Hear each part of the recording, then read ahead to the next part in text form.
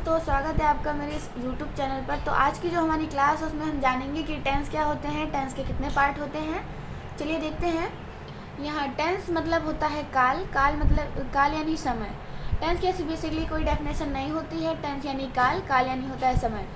और टेंस के होते हैं 3 पार्ट। पहला प्रेजेंट टेंस, दूसरा पास्ट टेंस, तीसरा फ्यूचर टेंस। सबसे पहले बात आती है प्रेजेंट टेंस को हिंदी में क्या बोलते हैं। तो प्रेजेंट टेंस को हिंदी में बोलते हैं वर्तमान काल, और पास्ट टेंस को हिंदी में बोलते हैं भूतकाल, फ्यूचर टेंस को हिंदी में बोलते हैं भविष्यकाल।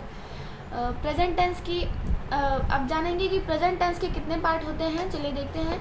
यहाँ पे सबसे पहला प्रेजेंट टेंस के होते हैं 4 पार्ट। सबसे पहला प्रेजेंट इंडेफिनिट टेंस, दूसरा प्रेजेंट कॉन्टिन्यूअस टेंस, तीसरा प्रेजेंट परफेक्ट टेंस, चौथा प्रेजेंट परफेक्ट कॉन्टिन्यूअस टेंस।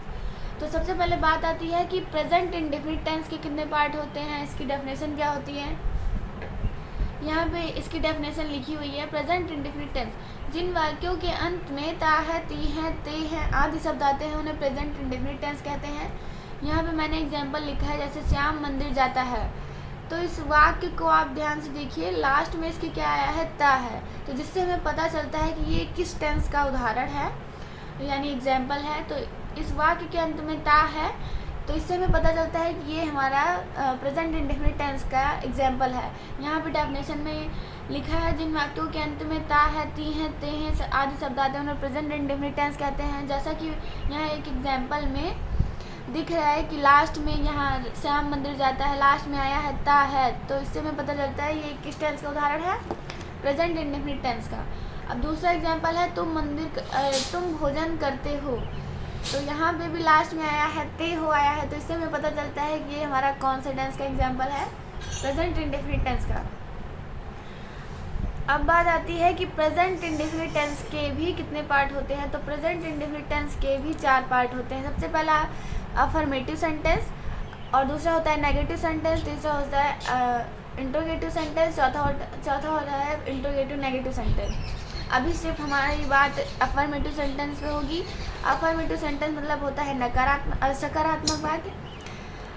इसके ट्रांसलेट करने के कुछ रूल होते हैं। तो सबसे पहले यहाँ पे रूल है, सकारात्मक वाक्यों का अनुवाद करते समय एक वचनकर्ता के साथ क्रिया में एस तथा यस का प्रयोग करते हैं तथा वर्ब की फर्स्ट फॉर्म का प्रयोग करते हैं। यहाँ पे जैसे एग्जाम्पल लिखा है, राधा गाना गाती है। तो राधा हमारा एक वचन है।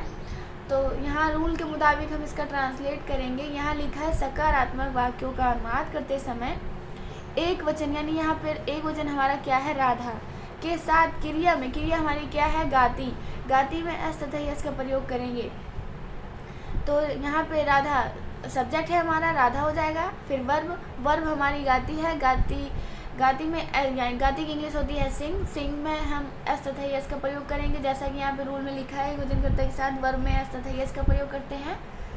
फिर यहाँ राधा सिंग्स, और क्या गाती है, गाना, तो ए सॉन्ग। और दूसरा यहाँ पे रूल है कि सकारात्मक वाक्यों का अनुवाद करते समय बहुवचनकर्ता के साथ क्रिया में एस तथा यस का प्रयोग नहीं करते हैं तथा इसमें भी वर्ब की फर्स्ट फॉर्म का ही प्रयोग करते हैं। यहाँ पे एग्जाम्पल लिखा है, तुम खाना बनाते हो। तो तुम हमारा क्या है, बहुवचनकर्ता। तो इसके साथ अभी यहाँ रूल के मुताबिक हम ट्रांसलेट करेंगे इसका। यहाँ पे लिखा है, बहुवचनकर्ता के साथ वर्ब में एस तथा यस का प्रयोग नहीं किया जाता है। तो यहाँ पे यू हमारा क्या है, सब्जेक्ट। तुम की इंग्लिश हो जाएगी यू। फिर वर्ब हमारा क्या है, बनाना, यानी बनाते की इंग्लिश होती है कुक।